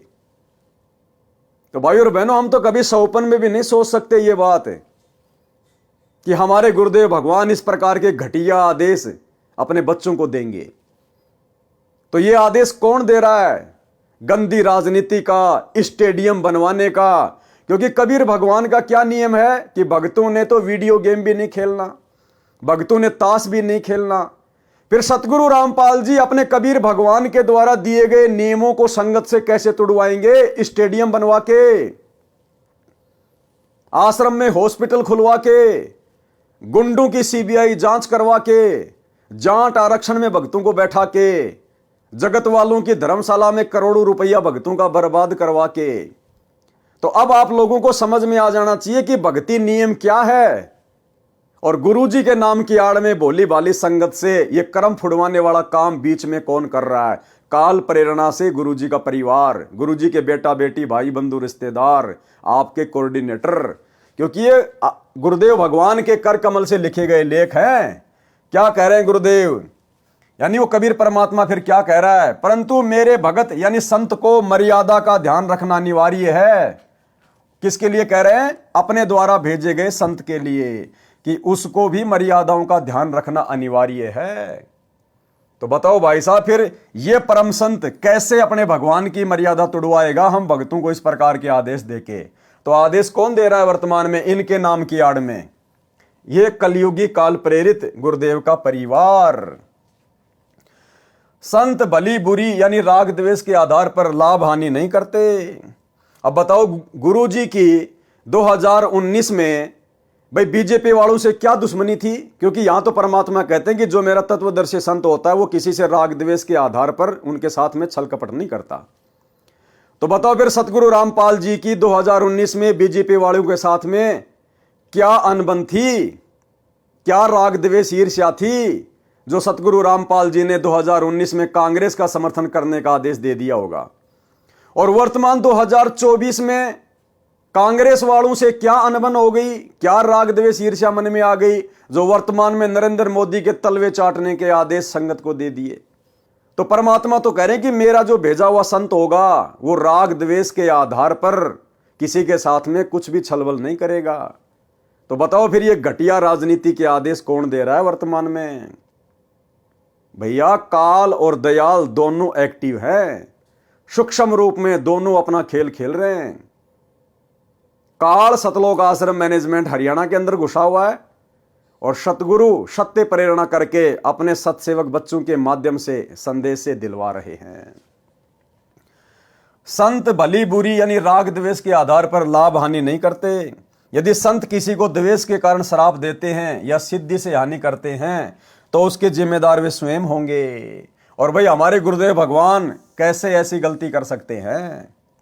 जैसे ऋषि दुर्वासा भी परमात्मा के भगत थे, उस समय संत को ऋषि कहा जाता था। ऋषि दुर्वासा ने द्वेषवश राजा अम्बरीश भगत के ऊपर सिद्धि से सुदर्शन चक्र छोड़ा। राजा अम्बरीश निर्दोष थे। सुदर्शन चक्र ने भगत अम्बरीश के चरण छुए तथा उल्टा फिरकर दुर्वासा को मारने के लिए चला। दुर्वासा भय मानकर सिद्धि से उड़कर भागा, इंद्र के लोक में गया, शिवजी व ब्रह्मा जी के लोकों में गया, परंतु किसी ने शरण नहीं दी।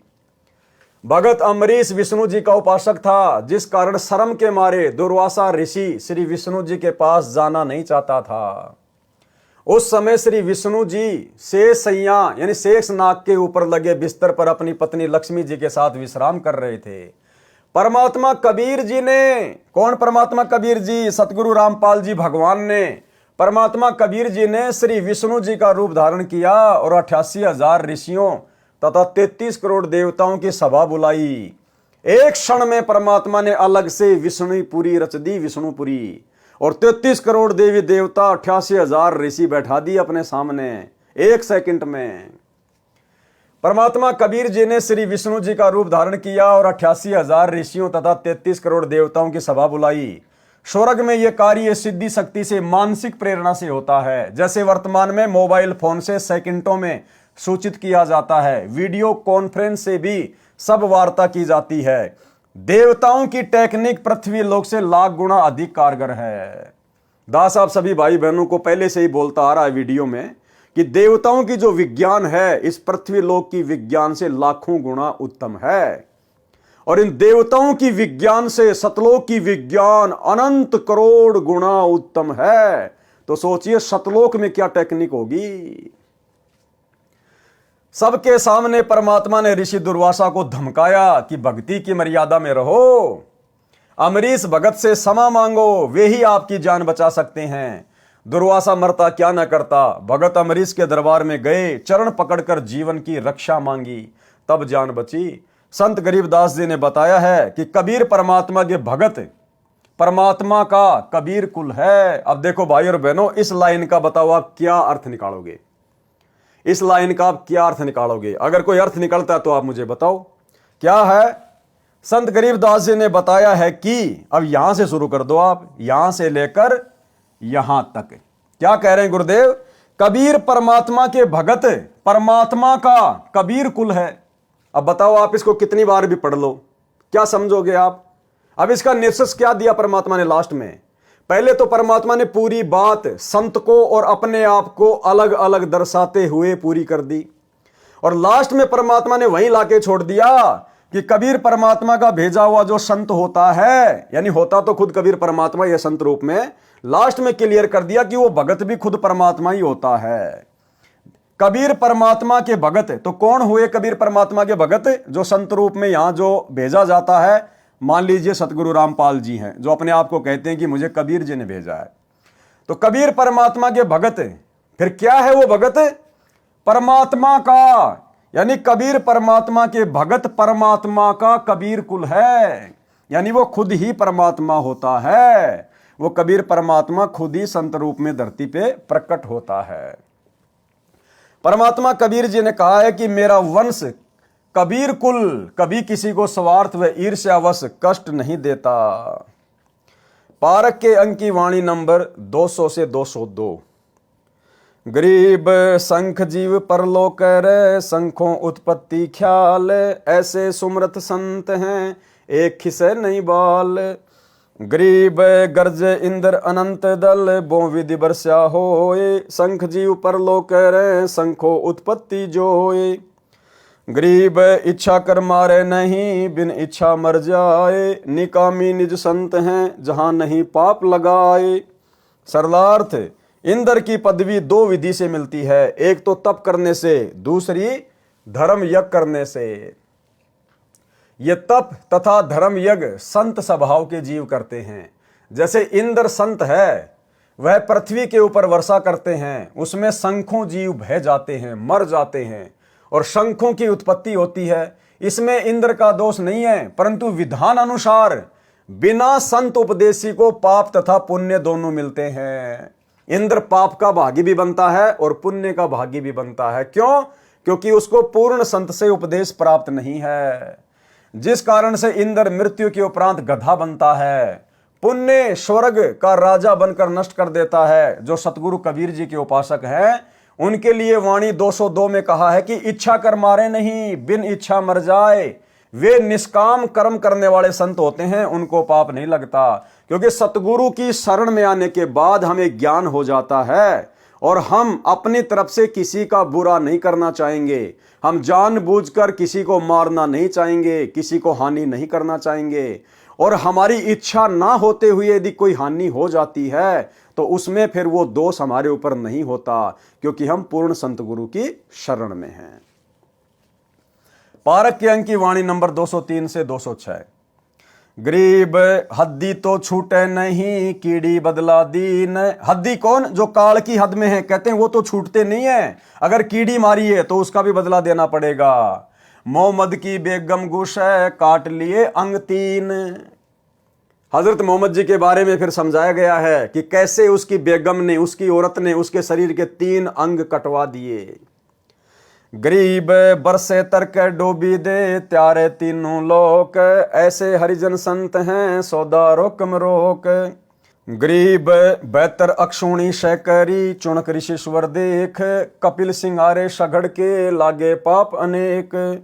गरीब 12,99,99 गोरख जनक विदेह है, यो तारे यो डोब दे या मैं नहीं संदेह। सरलार्थ इस वाणी का, गरीब हद्दी तो छूटे नहीं कीड़ी बदला दीन, और मोहम्मद की बेगम गुशे काट लिए अंश 3। इस वाणी में हजरत मोहम्मद जी के विषय में वर्णन है जो माया के ग्रंथ की वाणी नंबर 3 के सरलार्थ में लिखा है, जो इस प्रकार है। हजरत मोहम्मद यानी मुसलमान धर्म का प्रवर्तक एक स्त्री के साथ अवैध संबंध बनाकर पाप के भागी बन गए थे। उनकी पत्नी बड़े घराने से थी। कौन? बेगम खदीजा। उनकी पत्नी बड़े घराने से थी जो बहुत पैसे वाली धनवान थी। उसकी उस क्षेत्र में बहुत चलती थी। धन के प्रभाव से लोग उसकी आज्ञा का पालन करते थे। नौकर भी रखती थी। जब हजरत मोहम्मद दूर क्षेत्र में प्रचार करने जाने लगा तो उसकी पत्नी खदीजा ने कहा था कि किसी अन्य स्त्री के चक्कर में न पड़ना। यदि ये गलती की तो तेरे को सजा दी जाएगी। मोहम्मद ने शर्त स्वीकार कर ली। दूर स्थान पर मुसलमान धर्म का प्रचार करते समय आदि माया की प्रेरित सुंदर स्त्री जो विधवा थी, आदि माया के द्वारा प्रेरित सुंदर स्त्री। इसी प्रकार से जब हम त्रिकुटी पे जाएंगे तो वहां भी दुर्गा के द्वारा प्रेरित की गई जो 72 करोड़ उर्वशियां हैं वो हमें इसी प्रकार से ठगेंगी, हमारा आध्यात्मिक रूप से पतन करने का प्रयास करेंगी। तो जब हजरत मोहम्मद जी ज्ञान प्रचार करने के लिए दूर देश में गए तो वहां पर आदि माया की प्रेरित सुंदर स्त्री जो विधवा थी मोहम्मद के संपर्क में आई, मुसलमान बन गई। दोनों का अवैध संबंध भी हो गया। खदीजा को उसके नौकरों ने बताया तो खदीजा ने मोहम्मद को बुलाकर सजा दिलाई। क्या सजा दिलाई? मोहम्मद का लिंग, आगे से मूछें तथा सिर की चोटी कटवाने का आदेश नौकरों को दिया। ये वर्तमान में मुसलमान धर्म में जो परंपरा पड़ी हुई है सुन्नत करने की, मूछें छोटी छोटी रखने की और सर पर टोपी पहनने की, यहां से शुरुआत हुई है इन 3 चीजों की जो इन्होंने अपने धर्म का प्रतीक बना लिया।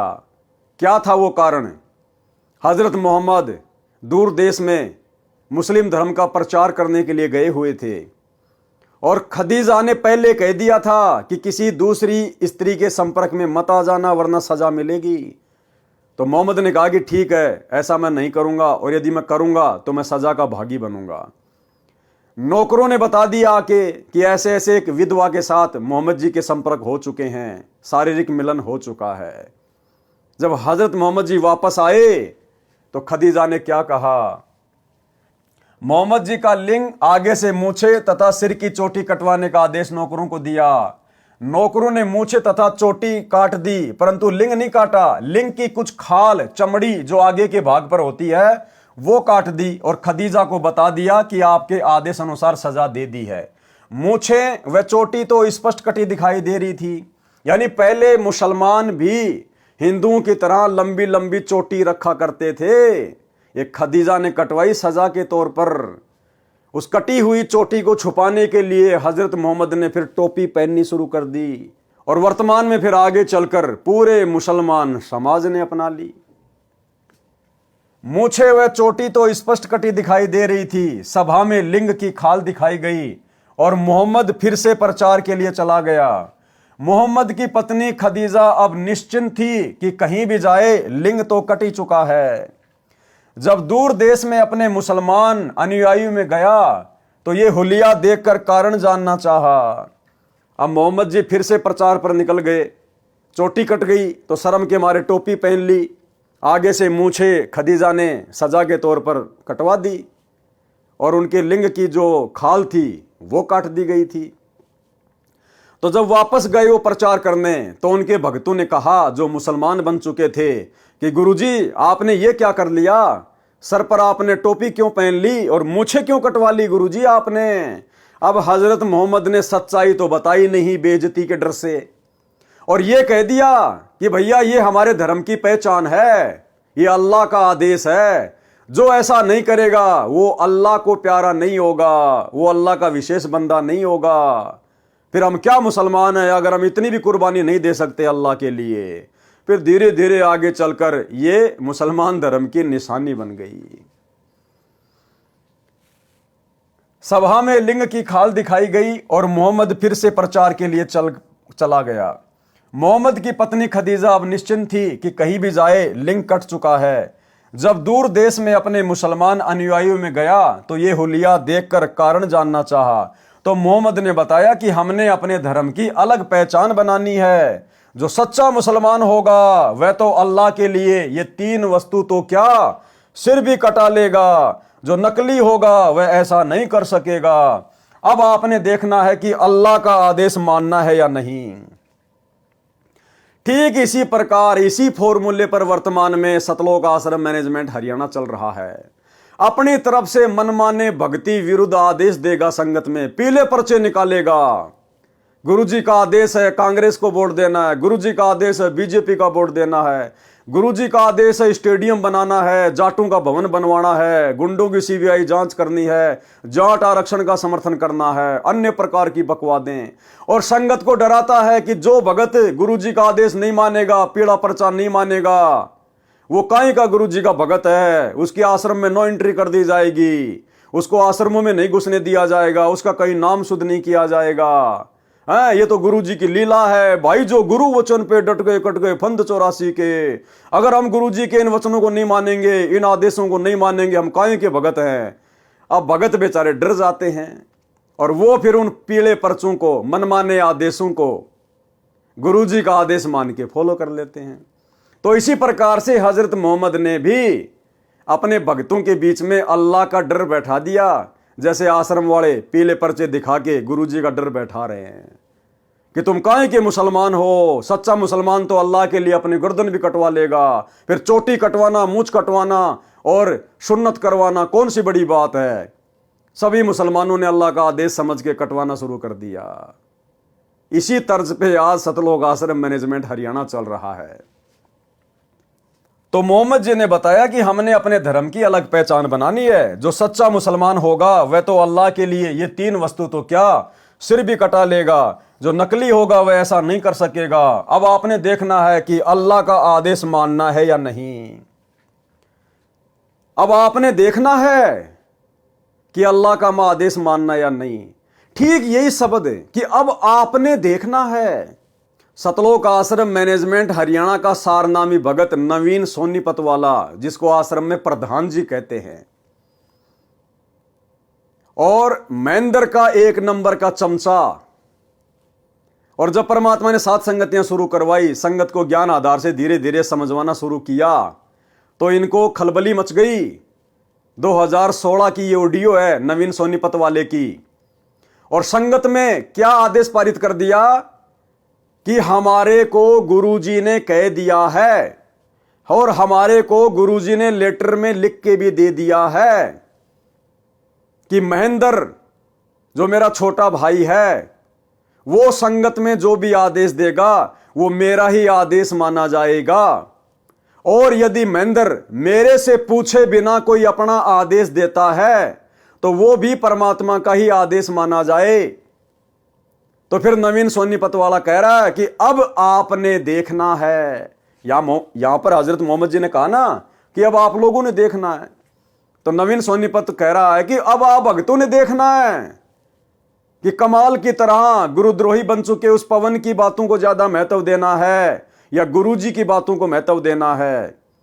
हमारे लिए महेंद्र जी का आदेश गुरुजी का आदेश है, और महेंद्र जी गुरुजी से पूछे बिना भी आदेश दें तो भी हमने गुरुजी का यह आदेश मानना है। अब हमने और क्या चाहिए। यानी भाड़ में जाओ गुरुजी, भाड़ में जाओ ये ज्ञान है, भाड़ में जाओ सत्संग, बस महेंद्र जो बोल देगा वो हमारे लिए फाइनल है। यह है सतलोक आश्रम मैनेजमेंट हरियाणा के परम भक्तों का तत्व ज्ञान, सारनामी भक्तों का तत्व ज्ञान।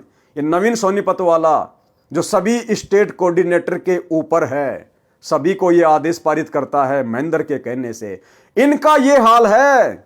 पहले ये छोटी सी ऑडियो सुन लो उसकी, सुनिए जी। आप जो कह रहे हो ठीक है, लेकिन सारी संगत के लिए गुरुदेव जी ने आदेश दे रखा है कि भाई मोहनलाल जी की बात मान करके चलें। और मोहनलाल जी की बात मानना हमारे लिए गुरुदेव जी का आदेश है। उसकी बात का खंडन करना गुरुजियों के आदेश का खंडन करना है। और पवन जयपुर वाले जी मोहनलाल जी के खिलाफ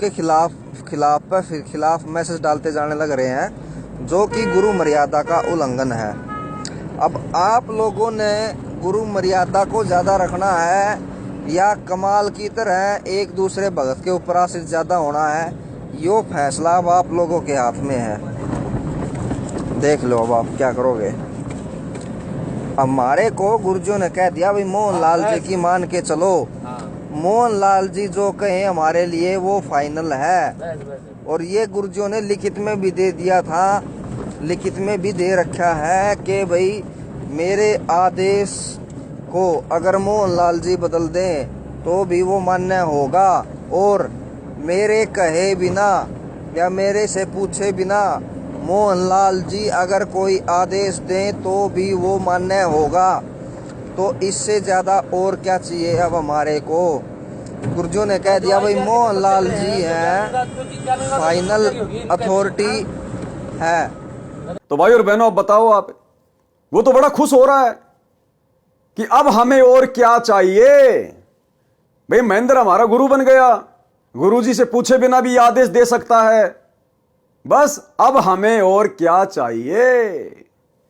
तो यह है भाई और बहनों मनमाना आचरण है। अब महेंद्र तो कल को संगत को लेटरिन खाने का आदेश देगा, देखते हैं देखे कितने खाएंगे, देखते हैं कितने खाएंगे। यह ज्ञान आधार की भक्ति है, देखा देखी की भक्ति नहीं है। बाढ़ में जाए महेंद्र, हमने अपने गुरुजी को देख के चलना है। हम महेंद्र के सत्संग सुन के नहीं जुड़े, हमारा मोक्ष महेंद्र नहीं करेगा जो हम उस महेंद्र के आदेश मानने के लिए बाध्य हैं। हम अपने गुरुदेव के आदेश मानने के लिए बाध्य हैं, किसी और के नहीं। तो क्या कहा हजरत मोहम्मद ने, वह तो अल्लाह के लिए ये तीन वस्तु तो क्या सिर कटा लेगा, जो नकली होगा वह ऐसा नहीं कर सकेगा। अब आपने देखना है कि अल्लाह का आदेश मानना है या नहीं। तो नवीन सोनीपत वाला भी यह कह रहा कि अब आप भगतों ने देखना है कि उस पवन दास की बात माननी है या महेंद्र जी वाले आदेश मानने हैं। अब बेचारे भगत तो श्रद्धालु होते हैं, श्रद्धालु कुर्बान होते हैं। सब आदमियों ने आगे से मूछें, सिर की चोटी कटवा ली तथा लिंग के आगे से खाल भी कटवा दी, जिससे सुन्नत कहते हैं। फिर तो ये धर्म चिन्ह ही बन गया, छोटी आयु के लड़कों की सुन्नत की परंपरा पड़ गई। अब परमात्मा कहते हैं चलो भाई तुमने सुन्नत करके लड़के को तो मुसलमान बना दिया, लड़की को कैसे मुसलमान बनाओगे। अब मुसलमान धर्म में जो औरतें हैं वो तो मुसलमान है ही नहीं, क्योंकि लड़के की तो आपने सुन्नत कर दी पैदा होते ही, लड़की की कहां से सुन्नत करोगे। ना लड़की के मूछें होती हैं। अब बताओ, ना मुसलमान धर्म में लड़कियां टोपी पहनती हैं, तो मुसलमान धर्म में औरतें तो मुसलमान है ही नहीं फिर। तो ये भी इन सब की भ्रमणा है, ये मनमाना आचरण है। जो हद्दी यानी काल की हद तक की साधना करते हैं उनको तो सब पाप पुण्य भोगने पड़ते हैं। कीड़ी भी मार देते हैं तो उनका भी बदला देना पड़ता है। जैसे बारिश में असंख्यों जीव डूब दिए, नष्ट कर दिए, बारिश से असंख्यों उत्पन्न हो गए, असंख्यों को भोजन मिला, यो तारे यानी कल्याण कर देते हैं। ऐसे परमात्मा भक्तजन संत हैं।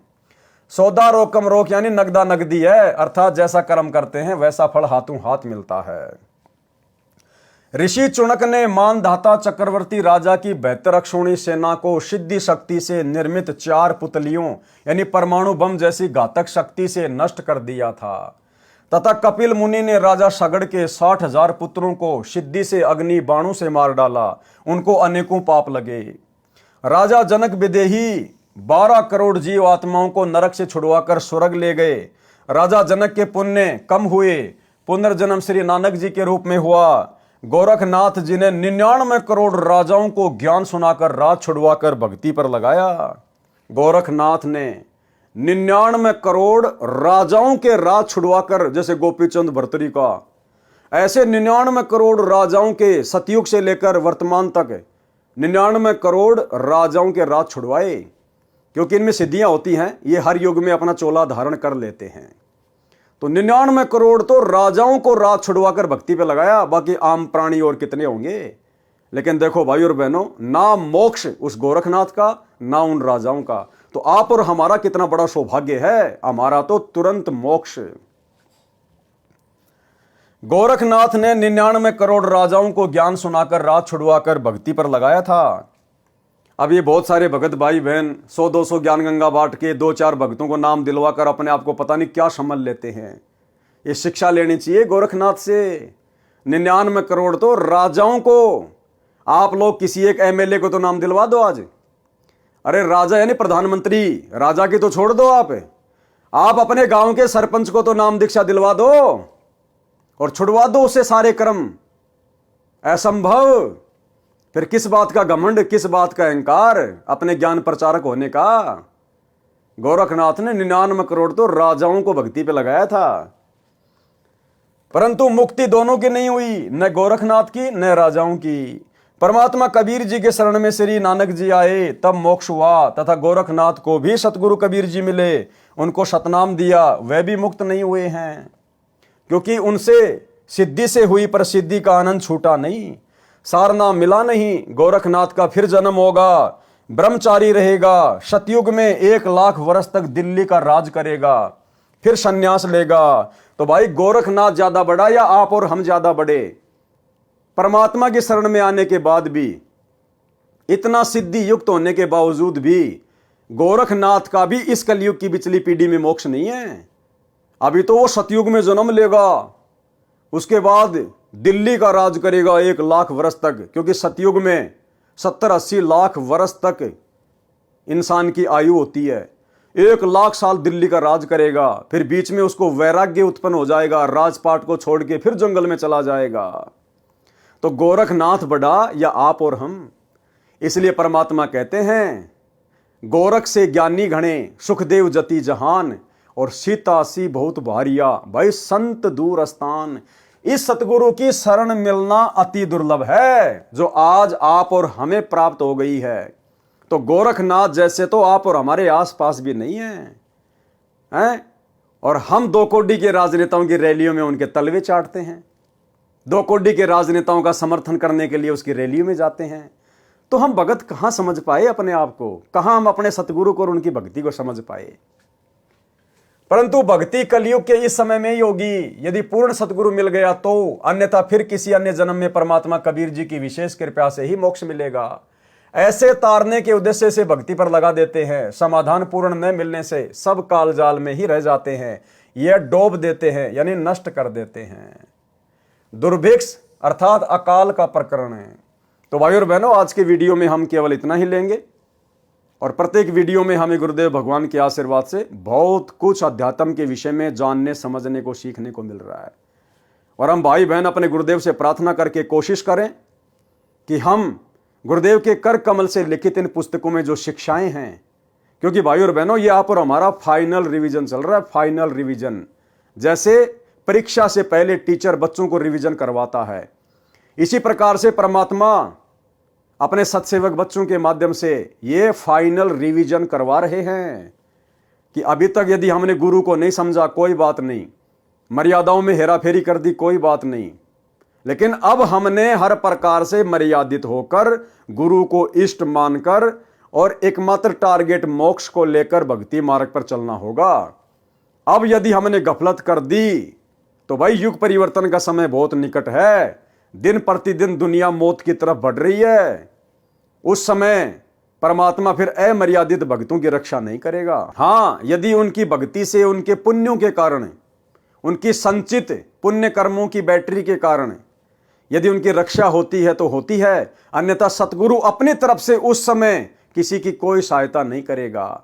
जैसा हमने गुरु की गैर हाजिरी में 2014 बरवाला कांड के बाद जैसा हमने भक्ति मार्ग पर बीज बोया है और जैसी हमने उसकी रखवाली करी है यानी मर्यादा निभाई है, उसी आधार से भाई फल प्राप्त होगा।